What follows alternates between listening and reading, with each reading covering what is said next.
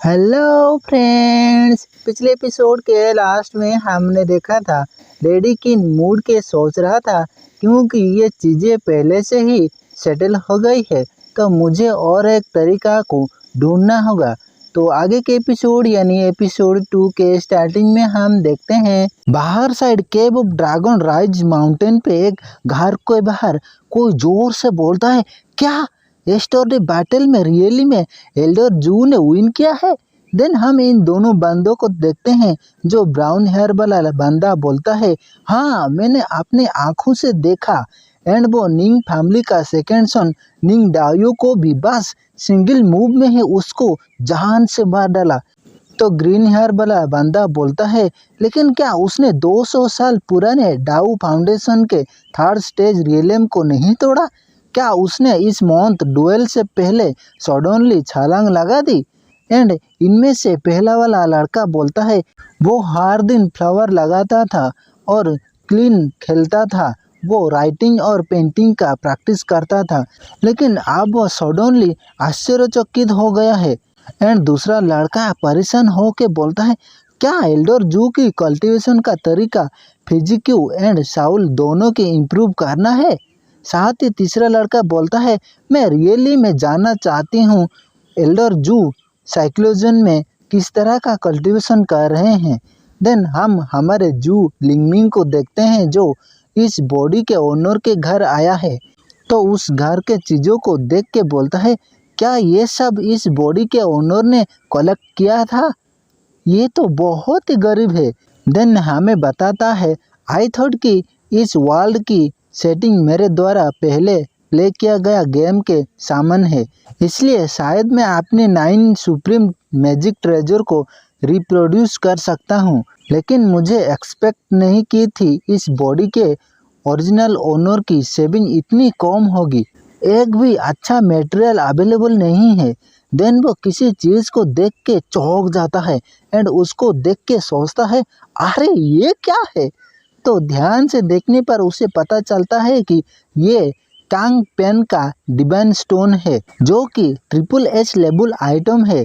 And बताया जाता है वर्ल्ड की सूरत एंशिएंट हेवन एंड अर्थ की समय के दौरान हेवनली चाउ फ्रैगमेंट के टुकड़े वर्ल्ड में बिखर गया थे and ordinary earthly material and stone एक फॉजिलाइज्ड डिवाइन स्टोन में कंडेंस हो गए थे।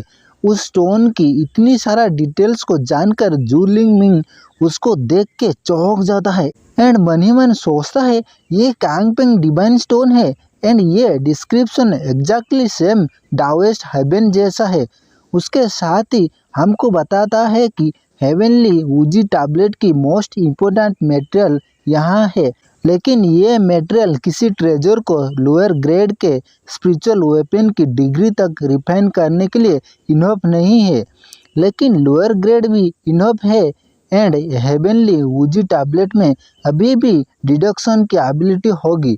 तो जू लिंगमिंग सोचता है, इसका सही अर्थ प्राप्त करने के लिए क्यू कल्टीवेशन मेथड की एक्सेलरेट मेरी कल्टीवेशन टेक्निक को तेजी से सीख के लाने में सक्षम होगी।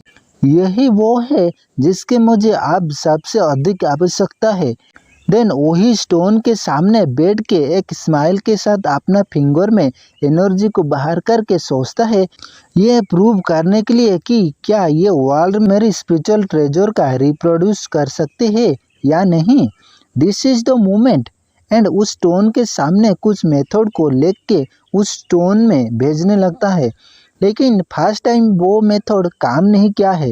वैसे ही बार बार कोशिश करता है तो कुछ ही देर के बाद वो स्टोन में से गोल्डन कलर बाहर आता है। तो उसको वो पूरा ध्यान से देखने लगता है। वो देख पाता है कि उस स्टोन में कुछ एनर्जी भीतर फ्लो हो रहा है।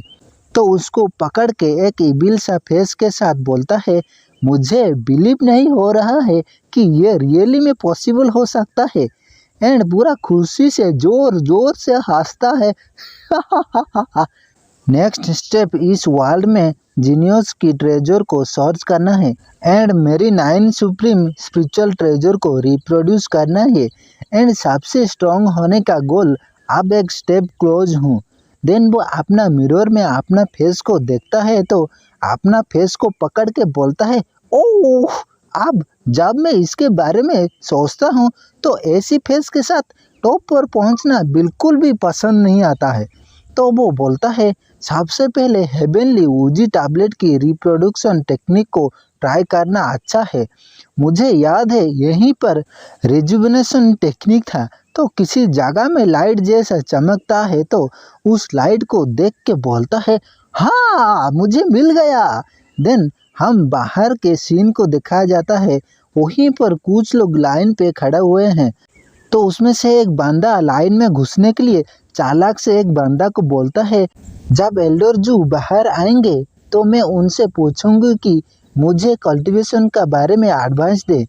तो लाइन पर खड़ा बंदा थोड़ा हंस के बोलता है, हे, लाइन को ब्रेक करने की कोशिश मत करना, मैं सबसे फास्ट में आई हूँ।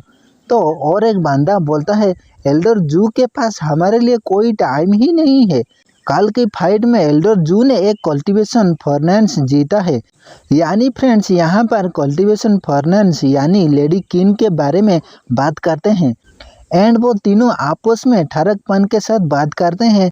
मैंने सुना है कि वो एक फेरी जैसा ब्यूटीफुल रखती है और उसमें हाई लेवल की कल्टीवेशन है। तो उसके साथ एक बंदा बोलता है, मुझे डर है कि बुढ़ा जू को बाहर आने में कुछ दिन और रात लगेंगे। तो वहाँ पर लेडी किन गुस्से से जोर से बोलता है, कौन किसी बूढ़े आदमी के साथ कुछ देर दिन और रात रहना चाहता है। तो लेडी किन को देख के कोई बोलता है, मिस किन, क्या आप बूढ़े जू के लोग नहीं है, क्यों?